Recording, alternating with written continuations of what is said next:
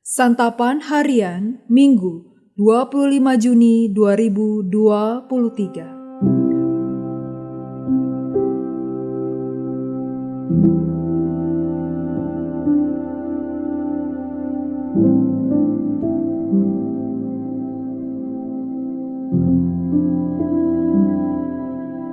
Inilah program Santapan Harian, sebuah program yang mengajak Anda menelusuri isi Alkitab, agar Anda menemukan makna firman Tuhan sesuai dengan konteksnya.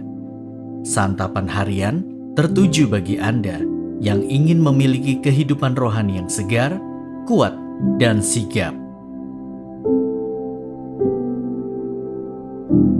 Hari ini kita akan membaca Ibrani pasalnya yang keempat, ayatnya yang ke-14 hingga pasalnya yang kelima, ayatnya yang ke-10.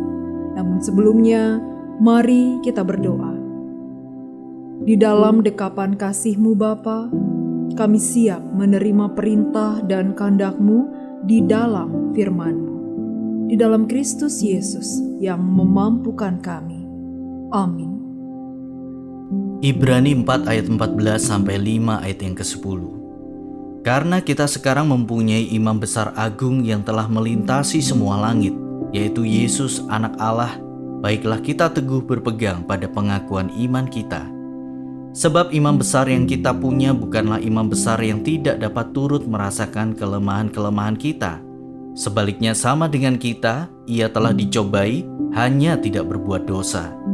Sebab itu marilah kita dengan penuh keberanian menghampiri tahta kasih karunia, supaya kita menerima rahmat dan menemukan kasih karunia untuk mendapat pertolongan kita pada waktunya. Sebab setiap imam besar yang dipilih dari antara manusia ditetapkan bagi manusia dalam hubungan mereka dengan Allah, supaya ia mempersembahkan persembahan dan korban karena dosa. Ia harus dapat mengerti orang-orang yang jahil dan orang-orang yang sesat, karena ia sendiri penuh dengan kelemahan yang mengharuskannya untuk mempersembahkan korban karena dosa, bukan saja bagi umat, tetapi juga bagi dirinya sendiri.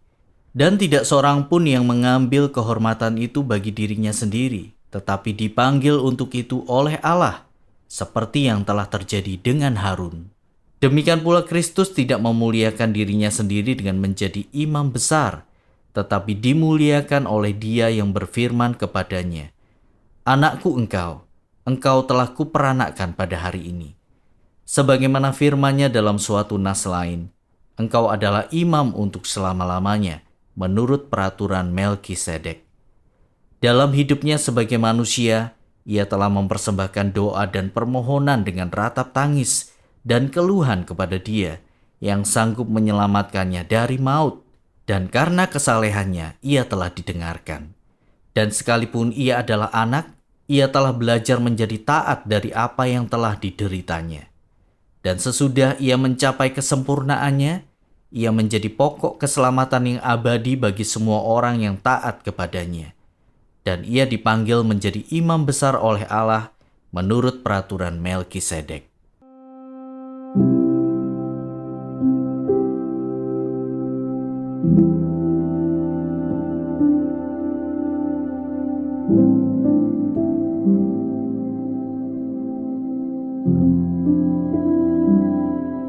Sahabat Santapan Harian, di dunia ini ada banyak tokoh yang bisa kita jadikan teladan.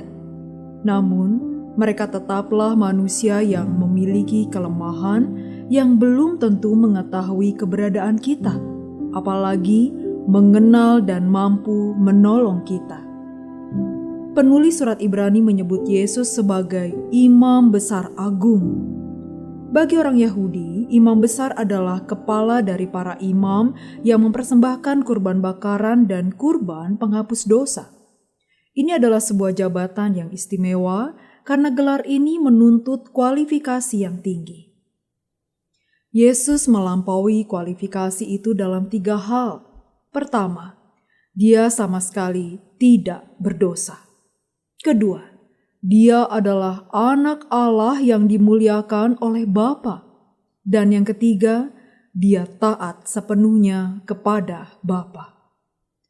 Gelar imam besar agung bukan sekedar sebutan. Gelar ini mengindikasikan kesempurnaan. Yesus Kristus memperlihatkan ketaatan yang sempurna kepada Allah Bapa.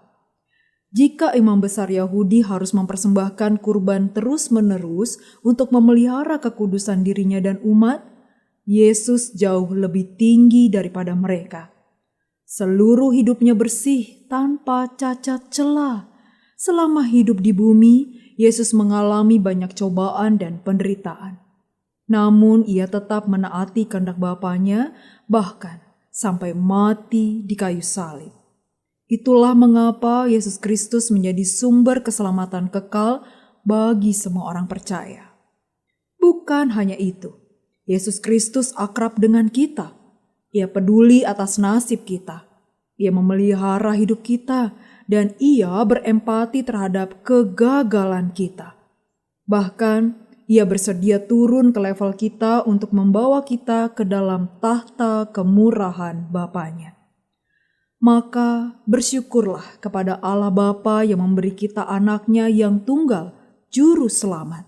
Tanpa Dia, kita tidak akan bisa mendapatkan keselamatan dan mencapai kesempurnaan. Ia hadir untuk menguatkan kita sehingga kita dapat bertahan dalam berbagai cobaan dan penderitaan. Karena itu, tidak ada lagi alasan bagi kita untuk tidak taat kepada Allah. Yang dibutuhkan sekarang hanyalah kemauan untuk taat. Mari kita berdoa. Tuhan Yesus, Imam Besar Agung, kami menyerahkan kehendak kami kepadamu hari ini. Bantulah kami untuk tetap dekat kepadamu setiap masa dan mengasihimu dengan mentaatimu. Di dalam namamu Yesus, kami berharap. Amin.